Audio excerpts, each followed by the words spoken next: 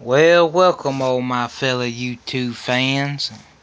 Go ahead and do this right here is what we're going to do. Is I'm going to go ahead and get this Power Stroke video out the way and have some more to do tomorrow because I can go on and on about Ford and on and on and on. Alright, well as you know, or you may not know, Ford's got the new 6.7 liter diesel that come out late 2010.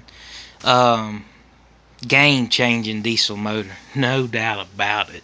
When you right off the bat get 800 foot-pounds of torque at 400 horsepower, that's doing it, son. Not even taking the accountability of you cutting the EGR system out of it, and the DEF system and all that stuff. I didn't mean to say EGR. The diesel, the DEF system you cut out of it, usually some people charge about $1,200 to $2,200 to take it out, but you gain over 175 horsepower just doing that, and your torque goes way out the roof. I wish it wasn't government regulated with that diesel exhaust fluid for Chevy, Dodge, and Ford, which Dodge does it a little different way, which is pretty neat, so I give them credit on that. I don't think they have to take DEF. See, I'm telling you, when I do these videos, I shoot straight with you. I don't, cut corners and curves just to make Ford better or anybody else. I tell you the truth, like the facts. And I could have said Dodge takes DEF if you didn't know. Well, no, I'm not gonna say that because, well, you can go look it up and be like, no, that he just lied to me. I won't watch his videos no more. No, just like when I was selling cars. I'm not gonna sit there and say, okay, well, this truck's gonna get this, this, and this. You take it home a couple days later, you call me. Oh, where's the fuel economy you was telling me about? You said this Power Stroke here can get 100 miles to the gallon, but I'm only averaging 20. What's up with that? Which I'm just setting an example. But no, but 6.7 liter Power Stroke, which thank God Ford got kept the name Power Stroke when they fought International and won the case and all, because it was going to be the Prowler, which would have been pretty good name, but you've had Power Stroke since what? If I ain't mistaken, since 91. Yeah, sounds about right. 91, 92 maybe. Or maybe a little later than that. Maybe it was about 94, 95. But Power Stroke's been around for a long time, okay? That being said, no, it's not a power joke, it's a Power Stroke. Because there ain't no joke about a Power Stroke, okay? It is the strongest diesel on the market. The new 6.7 redesigned 6.7, they have not released the horsepower on it, but like I said, it's going to have, in my opinion, I think it should have about 440 horsepower. I really ain't even got to have that much horsepower. I can still have 400 horsepower, but the torque's what matters, okay? Because the truck gets up and rides. I mean, that truck will get down Chinatown, let me tell you. I'm thinking it's going to ump it up to about 410 to 420 horsepower in between. It's got 800 foot-pounds of torque. Now, I think they're going to go about 1,100, in between 950 and 1,100 horsepower, anywhere in between there. And maybe it's more. Boy, if they come out and they say that truck's got 2,000 foot-pounds of torque, which is not hard for that truck to do with that torque shift transmission that's mounted to the motor, nah. That's, I don't know if they changed the torque shift transmission because it is a 6R140 right now. But they could have umped it up to a bigger one. And I'll be honest with you, that transmission hadn't been out that long, but it has proved itself. Oh, the Allison? Nah. The Allison ain't got nothing on it, Jack. No. I don't care how you look at it. I don't care how you dice it and slice it. No.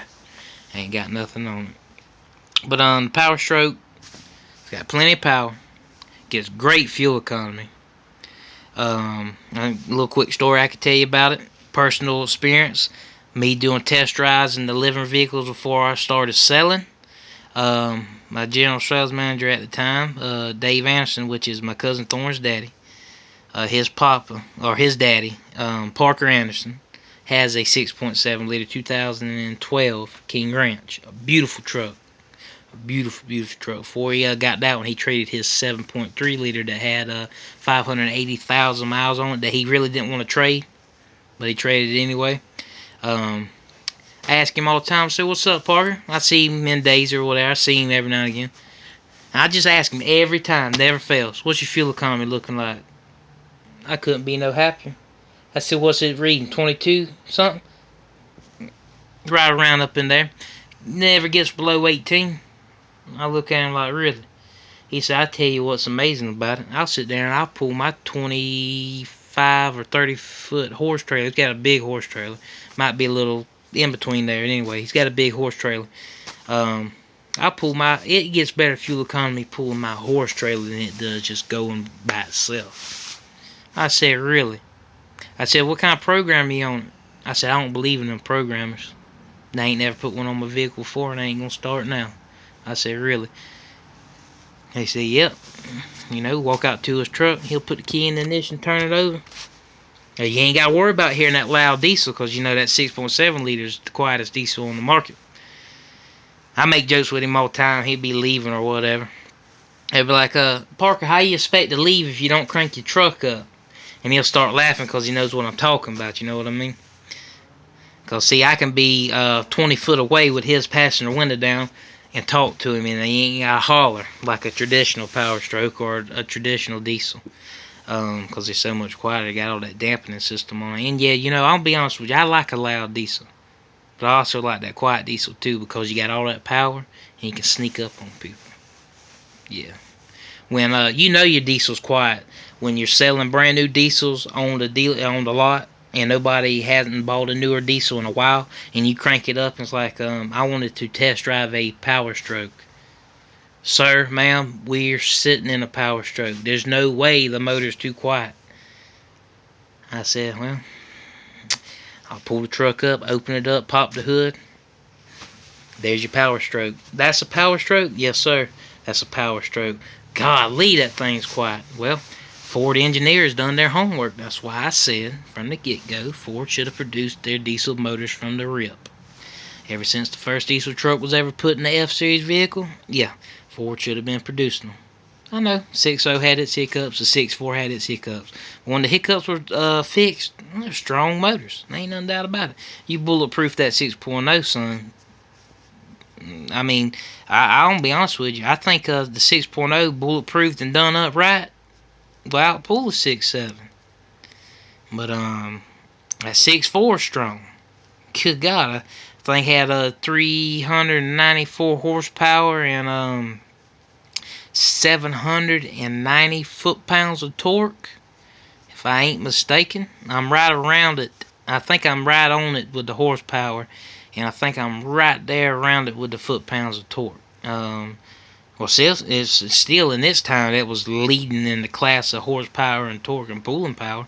Because when you got a F350 dually and you can tow almost 36,000 pounds, 36,000 pounds.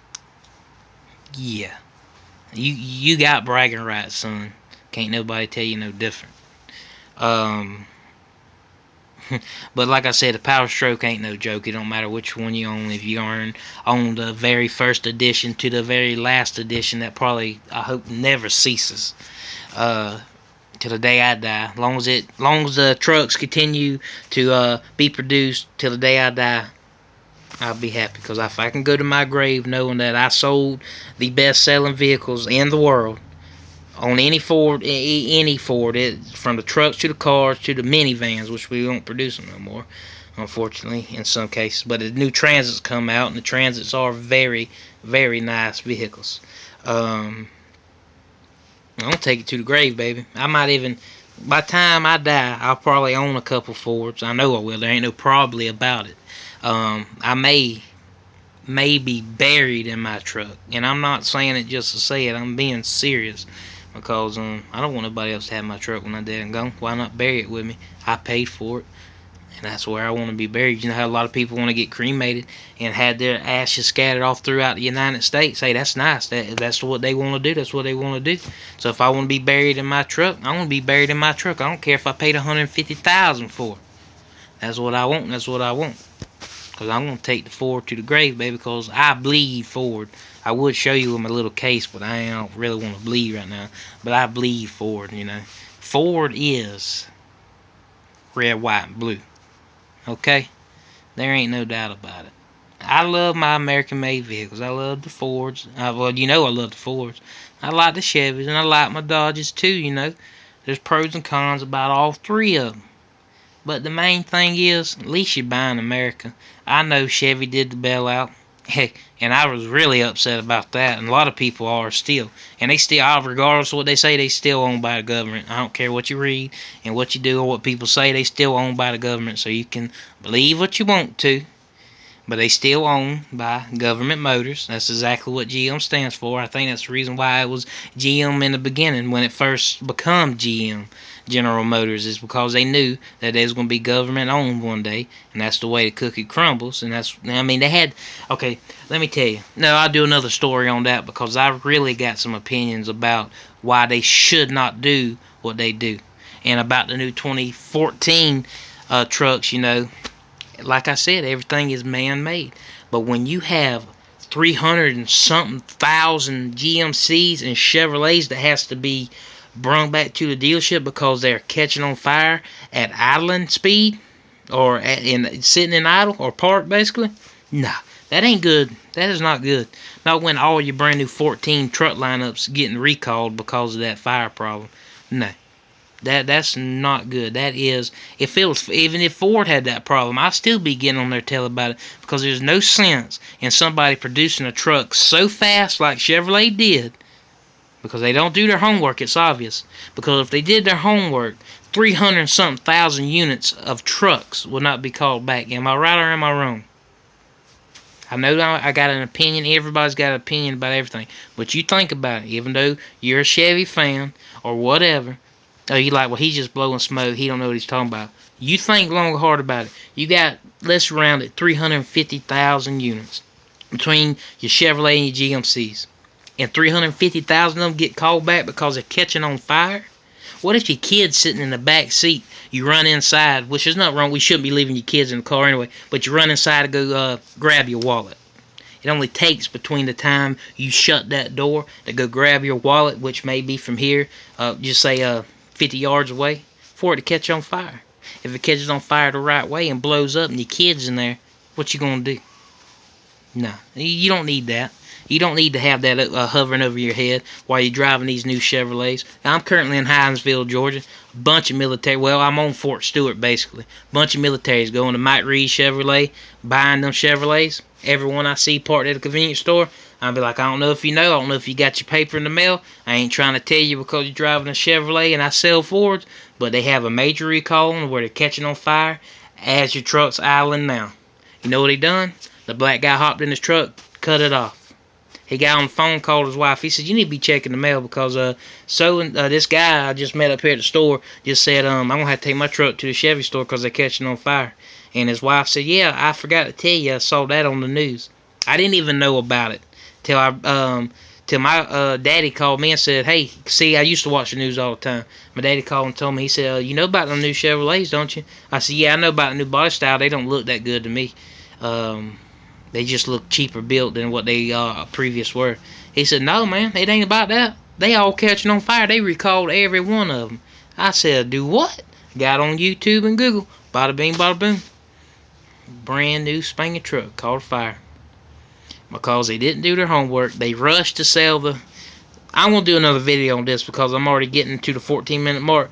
But I'm going to do a video on why Chevrolet jumped the gun and why their vehicles are catching on fire and why the government bailout shouldn't allow them to do what they're doing now. Like, favorite, subscribe. This is Real Talk with Cody Strickland.